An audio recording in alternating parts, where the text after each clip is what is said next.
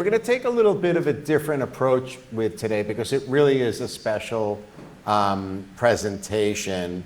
Mr. Camilo Fosco is here today. He is the founder and chief technology officer of Memorable AI.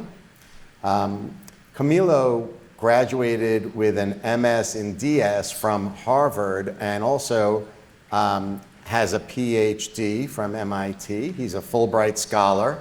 He's impressively a leading researcher in computer vision for Google, for Meta, and NVIDIA.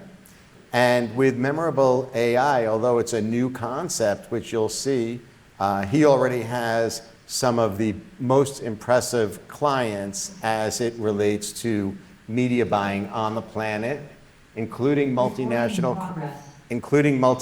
corporations like Procter & Gamble, Unilever, L'Oreal, Bayer, and Diageo. So as I mentioned yesterday, Camilo was kind enough to come in from Boston for today. The format is going to be a little bit different. Camilo is going to join us on stage. I think it's really important for you to fully understand the power and the concept of memorability and how AI is going to completely revolutionize the way advertisers and other companies communicate with consumers. And Camilo really is at the forefront of that. So he's going to present for about 20, 30 minutes. We're going to get a little bit deep into tech and into psychology and into fine art.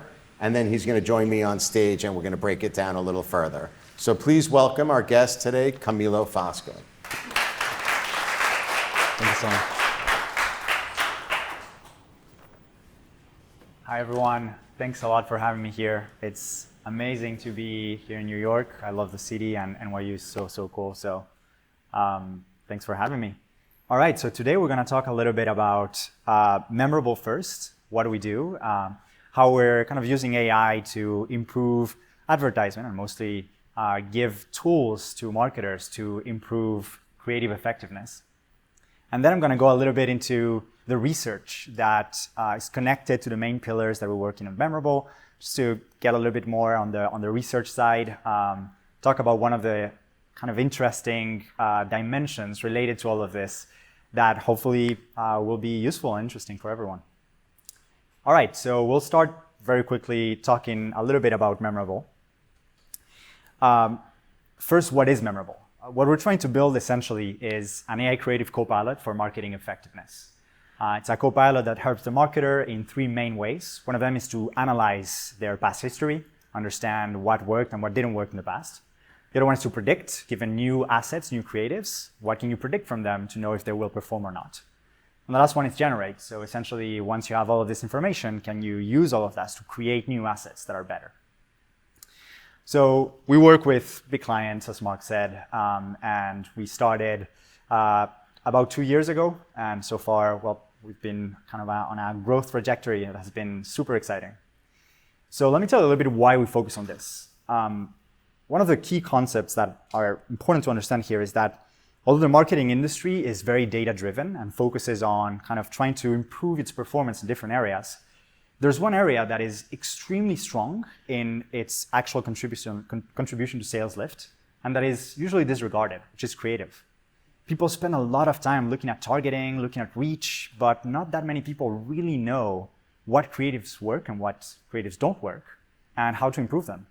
And in fact, when we started diving into this, we realized that lots of marketers nowadays are guided by intuition and by guesswork a lot. If you enter in agencies, there's a lot of this idea of the very nice creative work, and I'm gonna make something that looks nice, and I think it's this way.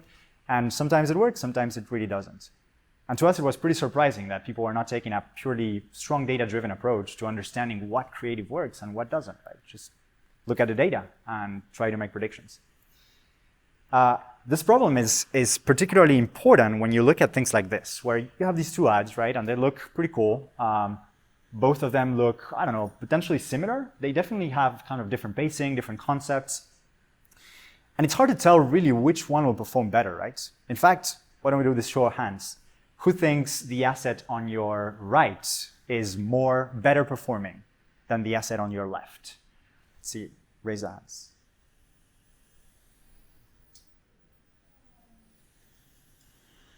Oh, we have maybe one hand over there. 2. Nice. 3. Sorry? That definitely an interesting concept, but there are some general, very strong patterns that you can measure. But yeah.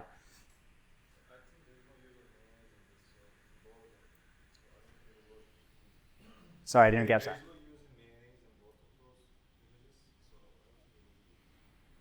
Interesting, interesting. No use of mayonnaise. All right, those are some good concepts. Yes?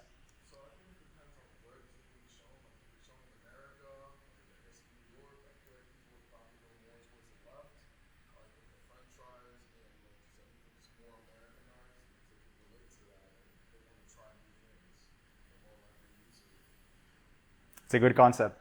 There are definitely some variations according to audiences.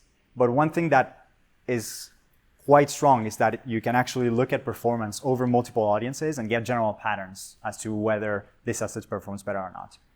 And one thing that we saw directly is that Hellman's was showing these 2 assets to pretty much the same audiences. This was a general audience in the US, if I'm not mistaken. Ages reasonably adulty. And what they found is that the asset on the right is actually 7 times more costly than the asset on the left. So you're paying 7 times more per click for the asset on the right than the asset on the left in this target audience. So this is, for me, super surprising, right? There's one asset that is really massively more expensive than the other. The other is generally better performing. And marketers are generally not pretty good at predicting what will work, right? People are generally not remembering a certain asset. And when you actually test people as to whether they're able to detect if an asset is going to perform better than another, be it on CTR, on CPC, or other metrics, they're generally not better than average. It's very close to flipping a coin. So essentially, bad creative is expensive. And it turns out that it's really everywhere. You need a strong solution to be able to understand if a creative will perform or not, to avoid this situation where you're posting something that looks really reasonable and it ends up costing 7 times more than another alternative. So that's one of the things that we try to optimize for. Memorable is essentially trying to maximize kind of visual marketing effectiveness by using predictive models. So we understand what worked in your previous campaigns. We predict what will work with specific models that learn from those and large databases of human responses, and we can create and alter ads and test new concepts quickly. And as you can see in this animation, kind of the general concept of what we do is you give us an ad, we detect a bunch of things on it, we understand the performance of that ad over multiple metrics, and then we essentially showcase recommendations and potential changes that will increase or impact some of the important metrics. We can apply those. The general idea here is that there are people that are kind of trying to do that already. They're doing A/B tests kind of at the end. They're trying to modify the asset or kind of get the insights from previous campaigns to try to modify those. But generally, the legacy solutions are usually slow. They test at the end, and they come quite late, right? When the asset is potentially already in flight or gathering insights that you can only use on your next campaign. What we try to do is help all along the process. When you're first starting with the creative concepts, with our insights from your history, and then while you're iterating on a new asset by applying changes that make it better over time. This is essentially powered by our AI models that allow you to improve that model as it goes on, that asset. So I won't bore you with the details, but essentially our product gives you things like impact scores, auto recommendations. It tells you what is similar and better from your competitors. It measures things in context. It allows you to really optimize all stages. Today I'm going to talk a little bit about essentially the tech that powers this, that allows for all of this, and a little bit of the research related to this. So we have kind of 3 main pillars. One of them is scene parsing and understanding. So one thing that you need to do if you want to ensure that you can understand these assets is first, given an image, given a video, understand what's in it, right? Be able to detect the different elements that are in it, be able to classify that image to know if it's more of an outdoor scene, indoor scene, things like that, right? And that's kind of table stakes computer vision. The second pillar is cognitive impact modeling. Once you understand what works, what objects are present in an image, you're still without that dimension of knowing whether it's going to have a certain specific cognitive impact on people. And by cognitive impact, I mean an impact that's more related to metrics typically measured in cognitive science, things like attention, things like memory, things like emotion, etc. So we have models that can predict metrics connected to those, which are typically hard to predict and mostly overlooked by marketers today.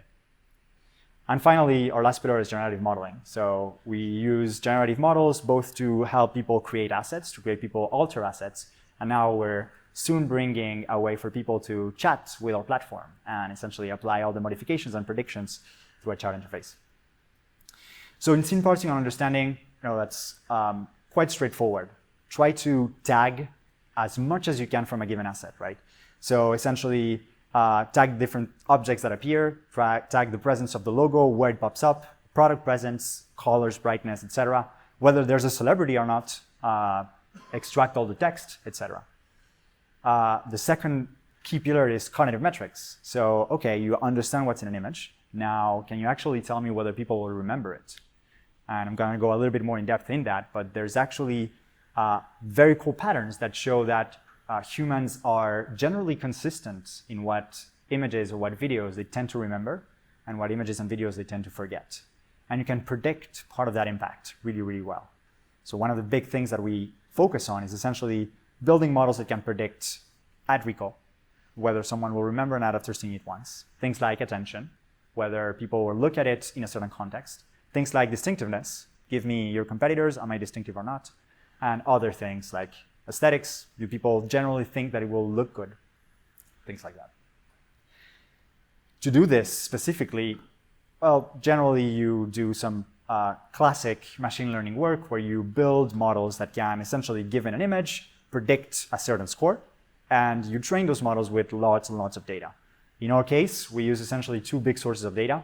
One of them are cognitive experiments that we apply at scale. I'm going to go a little bit more in depth about this, but essentially we have these small games that are running in different places that allow people to essentially test their memory on different assets or test their attention on different assets. We gather all that data and we use that to train models. And then we, of course, use ad manager data from our clients. When a client integrates with us, we get their ad manager data, and from that we can train specific models that work for their type of data and their audiences. We have kind of very big databases of cognitive data and ad manager data. Now it's even more than 13 million. I don't know the latest number. And with that, we get kind of the best performing models in the industry today, specifically for predicting these cognitive metrics. We're super accurate in saliency or attention predictions. We have the lowest error memorability. And we're really good at essentially, given two elements, choosing the right one according to these different metrics. So our model can tell you, like, well, if you're choosing between these two, it's the one on the right. For generative, the generative explosion has been super, super interesting for us because we've been able to leverage some of these models to essentially kind of plug them into our pipeline and generate this very nice step-by-step process where you can generate something and then immediately score it and then apply modifications and see how that score improves or decreases your performance. That guided by recommendations. So we have some really nice tools integrated and a cool demo that you can also check out if you go to admaker.memorable.io that allows you to generate some images and see what our scores say about that image and then modify them in any way you see fit. So, we can do like small things like this, modify an image and see how ad recall improves or decreases as you make modifications. Not only that, you can alter specific things about it. So, the classic stuff that has been popping up all over the place, powered by some of these really, really nice models. But when you combine them with a nice prediction pipeline, it allows you to get really good information about what changes work and what changes don't. So we bring value in many different ways, but we've done kind of different things. So with Redken, for example, we've done, they have essentially used our platform to do this nice analysis of how much attention certain pieces of the product had. With L'Oreal, we've done this nice analysis of specific scenes and whether they are easier to remember or harder to remember. And we found this cool pattern where you actually have hair that is being interacted with human hands. You get much, much higher ad recall, specifically on those scenes. And then we've looked specifically at influencer content, and it turns out that you can look at things like CTO and memorability to see essentially if there are certain patterns that work better than others. And there are some interesting things like usually like quick cuts and sharp cuts tend to decrease your memorability, although they increase your attention in context. With Notco, we've done this very cool thing where we essentially run through our entire pipeline. They generated ads with us. They then tested them, modified them, and then put them in the field and compare them with ads that their human teams were making. And it turns out that ours won in many different categories, including cost per engagement and engagement rates, things like that. All right, let me talk a little bit about the research related to this. And this is the part that I find very fun. Hopefully you think the same. I'm a researcher at heart, of course. So there's a lot of cool research related to these topics that connects to the idea of whether there are general patterns in the human brain that can be extracted and can be predicted. So is the human brain generally, across populations and across ethnicities and across countries, reacting in a similar way to certain pieces of content? And it turns out that in some cases, yes, and very strongly with high correlation, you can measure that.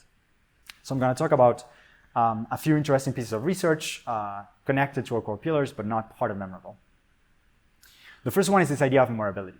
Memorability is essentially this metric that tells you whether a human will remember a given image after being seen once. This concept was essentially discovered some 10 years ago by my advisor and her team, and she found that it turns out there are images that have these intrinsic properties that make them more memorable because of how our brains are wired. That metric is surprisingly consistent. So if you test different sets of observers and you ask them both, you run them both through the same experiment to see what they will remember, it turns out they remember the same things in the same order. So they tend to remember, there's a set of images that tend to remember very highly. There's a set of images that tend to forget very easily. And that happens, again, across ethnicities, cultures, across age ranges even. It's a very cool paper that came out not long ago that shows that essentially if you test teenagers versus older adults, the ordering in the probability of recall of different pieces of content is the same, or it's really highly correlated. There are some really cool, interesting insights. So there are certain shapes, for example, that are more memorable than others in general. There are, of course, some classic insights that are quite intuitive, like the fact that the human brain tends to remember faces much more than landscapes. The cool thing about that insight is that it's not correlated with aesthetics. So I can show you a beautiful mountain range, and you will still forget it much, much faster with a higher probability than the face of someone you've never met. There are other concepts that are quite cool, like the human brain tends to remember round shapes more than square shapes, and other patterns like that. The other interesting kind of dimension of this is that it's really not intuitive. So humans are only kind of slightly better than chance at really discovering or being able to say if an asset will be remembered or not. There's a lot of very cool papers related to this. Happy to share a presentation and look at it, but just to get into kind of the takeaways, you can see this idea of high memorable things and low memorable things, not only in images as a whole, but in specific categories of images too. So if you go into animals, you can have example of those images containing animals that tend to be highly memorable, and others that are not memorable at all. Same thing happens with objects, with scenes, with people and faces. So there are kind of subcategories in there. Not only that, people have found, and this is very, very cool research, that you can apply modifications in certain images to essentially increase or decrease their memorability. So you can take a face and with small changes, make it so that it's more forgettable or more memorable. You can do the same with generated images, like the dog on the right. So there are tons of memorability patterns, but the takeaway here is that memorability, although very strong, highly unintuitive, and surprisingly consistent, it is not connected to the typical image factors like colors, saturation, hue, really not correlated with that at all. So it's not like there's a color that will make it more memorable. There's no hue that will make it more memorable. There's no saturation level that will make an image more memorable generally. It's much more connected to the semantic concept. There is some kind of connection with some emotions. So there are emotions that tend to be more memorable than others in general. Things like disgust is quite memorable, for example. If you see something disgusting, you tend to remember it. And there's a kind of a small correlation with aesthetics that is not super strong in some experiments and stronger in others. This is a cool visualization from one of the main papers that discovered this pattern that essentially shows how human perceptions of memorability change with the actual memorability of a certain image. So what you're seeing here is essentially two axes. The vertical axis shows you ground truth memorability. So higher on that axis means that the image is actually measurably more or easier to remember. The x-axis here is essentially what people think about that image, whether they think it's going to be an image that they will remember or whether they think it's going to be an image that they will forget. And what you see is that there are kind of different clumps. And an interesting one is the one that's over here, right? The one where people think that the image will be forgotten, but it's actually super memorable. You see some interesting patterns, like there are some syncs or some, I don't know, hardcore focuses on some people, or some weird positions, some funny images. And of course, there are some images that are quite memorable, or that people think that will be quite memorable, but are actually extremely forgettable. And here you see your typical landscapes, right? People see a nice waterfall and think, oh, I'm going to remember that. You actually forget it super, super fast. So how do you capture this idea? Well, there are many variations of this, but the core idea to capturing memorability data is to play a simple repetition game. So essentially, you show a bunch of images or a bunch of videos, one after the other, and you play some repeats inside of that sequence. And then you ask people, do your best, try to detect the repeats. And so they see this and they try to, I don't know, click, press spacebar, do something like that when they see a repeat. And what you see, if you're smart about the way that you post-process that data and the way that you build that experiment, is that you can get, by aggregating over multiple players, very, very good probabilities to the probability of, very, very good estimations of the probability of recall to certain images. So quite simple idea. And once you get that data, what you can do is you can build them in a model that can regress those numbers. And those models tend to learn some interesting patterns about the semantics of those images that allow them to regress this. So at Memorable, we essentially build models like this that are, of course, much more complex than this little box, but they achieve essentially amazingly low error in the prediction of memorability.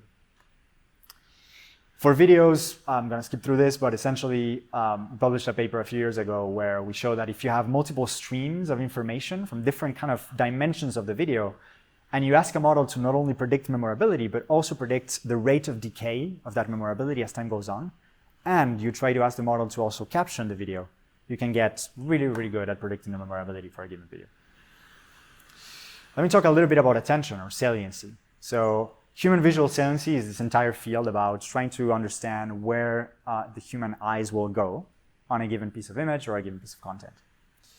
So this is kind of an interesting idea as well, because generally what you do to measure saliency is you aggregate kind of eye fixations over this eye tracker or something that you put on top of people. And that kind of aggregation of fixations can evolve over time. And again, we see kind of this high consistency across observers in low presentation times. And what's interesting about saliency is that as you give more time for someone to explore an image, they tend to kind of vary in what they look at. They tend to start looking at different things. So saliency, again, we see this cool consistency. Observers tend to look at the same thing if in the first few seconds of looking at an image. There are strong advances that are super recent. So there's been kind of research in the last 5 or 6 years that shows good increases in this, and MIT is a big player. And it's generally hard to collect at scale. So it's not easy to get people in the lab and put an eye tracker over them and start collecting that data. So you have to find other ways to kind of capturing this. Again, some cool papers, feel free to check them out. Some of them we published a few years ago. The way that we capture this, eye tracking, super, super painful. It doesn't scale. But it turns out that you can leverage that with web browser experiments. So there's a very cool paper that essentially explores this technique to capturing the data that is quite kind of innovative, but super correlated with what you get with eye trackers, which is essentially show people an image, make it disappear, and then show a grid of codes, a grid of like 3-letter codes all over the place. And after that, you make that grid of code disappear. You show that grid of codes only for a very short amount of time, and then you ask people to enter the code, the code that they saw. What happens is that if you show the image, make it disappear, and then pop that grid of codes for a very short time, in the order of a few hundred milliseconds, people are only able to remember one 3-letter code that corresponds to the last point that they were looking at in the image that was shown before. So if you then ask them to input that code, you essentially get one sample of what they were looking at in the image that you were showing. You repeat that experiment multiple times, and you get these nice little samples of what people were looking at different exposition times in the image. And if you aggregate that, you can get really nice estimations of saliency. Predicting it, machine learning model, but this time a little bit different, where you essentially input an image or a video and try to regress something that looks like an image or a video, but is actually this map of essentially probability, kind of a probability distribution or an estimated probability distribution of where the eye will tend to go when they look at this image in the first few seconds or in the first n seconds, depending on how you collected the data. One cool pattern that we found a few years ago in a paper that we published is this idea things are different, different things are salient at different times. So there are some really nice patterns, but one that really stands out is this one, the kind of boomerang pattern that we found in a good chunk of the data, which essentially looks like this. So first, what you're seeing here essentially in the x-axis is how much people look at faces. So higher in this axis means people are looking more at faces. And in the x-axis, what you're seeing is time. So what happens at the beginning, what they're looking at in the first 0.5 seconds, what they're looking at in the 3 seconds that happen after, and then what they're looking at in the next 5 seconds. And what you see is that as soon as you show the image in the first 0.5 seconds, people immediately look at faces. After that, they tend to decrease their attention to faces, they look at other things, and then they go back to the face. Very cool pattern that happened in 33% of the data we analyzed. And it looks a little bit like this. So people kind of look at the faces, then they move away from the faces and they tend to look at what people are interacting with. So essentially the board or something else, and then they go back to the face. That's one of the patterns that we found. There's another very strong pattern which is decreasing, where people tend to look at the face and then move away and immediately focus on the object that people are going to interact with. And there's this interesting archery example where people try to kind of look at the face and they move into the bow itself and then into the target that bow is going to hit, or that arrow is going to hit. So here are the images a little bit bigger. Cool patterns, and it's interesting because those patterns, again, you can find them in a good chunk of the data and they're consistent across observers. Finally, how do you predict social media performance metrics? So that's kind of another pillar of our set of predictions related to things that matter for marketing, right? One thing that we need to predict really well at Memorable is essentially performance metrics, things like your CTR, your CPC, your cost per engagement, things like that. And as you very well said at the beginning, this is audience dependent. So we're moving into the field of metrics that are not that consistent across observers anymore. They're actually dependent on who you show things to. So essentially, when you look at kind of more low-level things like memory and attention, people tend to be consistent, specifically at low times. When you go to things that require more of a behavioral approach or require some kind of interaction, like actually clicking on an image, you have to be a little bit more careful about how to predict it, and you need to introduce information about the audience that you're showing that item to. So the age, the gender, the type of CTA that you're showing, etc. And here it's quite straightforward as well. So you can build machine learning models that are a little bit complex, that take into account not only the image or representations of the image, but also all the information about that targeting to predict things like CTR and CPC. And the cool thing is that if you have a model that can predict that reasonably well, you can kind of replace A/B tests. You can look at 2 items, input your audience that you're going to show with, input your placement, your channel, information about your context, and then the model can tell you with high confidence whether one image will perform better than the other, one ad will perform better than the other.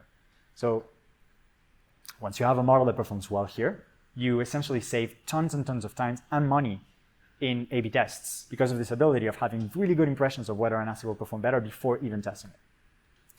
We've done some cool research here. Some of them recently featured at CPR 2023 about how to predict this really well, where you introduce different things about information about the image to essentially predict these things. This is a paper specifically on predicting memorability, not CTR, but it turns out that if you combine multiple things related to saliency, related to information about the objects in the scene and raw perception, you can get really good estimations of memorability. So to close out, what's next? Why does this matter? Who cares about this? There's a lot of really cool areas where this could be applied. And I know that Marc is interested in going a little bit into this. So I'm briefly going to touch on this. It turns out that understanding cognitive impact is really strong for brand marketing, which is kind of where we're starting. But it can be used for many other things. It can be used for entertainment, for creators and influencers. It can be used for online learning. It can be used for music and sound ads if you can predict the memorability of sounds. So essentially, right now, measuring the ability to, having the ability to measure things like attention and memory on certain assets is of course extremely good for brand marketing. But as you become better at being able to predict whether someone will remember, it becomes really strong to start bringing those ideas into things like education, where you could potentially in the future optimize some slides to ensure that the slide that transmits the core piece of content is super memorable, or where you ensure that the key visualization, it draws a lot of attention. Of course, with memorable, we're starting here, where we know that this tech can be applied in a lot of different areas. I think that 10 years from now, this world will look a little bit different than what it looks today. We've seen the rise of ChatGPT and other techniques, and what that leads to is essentially a world of co-pilots, a world of agents that can guide you through different tasks that you do in your day-to-day. Assistants that can understand context, that can understand different dimensions of a certain piece of content that you're working with, and then guide you towards your task. That's going to be true for many different things. What we think is that specifically in the world of marketing, there's a good chance that a copilot looks like the one that we're building, where you understand all of your past, you can test your present, and then you can generate for your future. So that's all. It's all about us, and I hope the small piece of research was interesting. Thank you.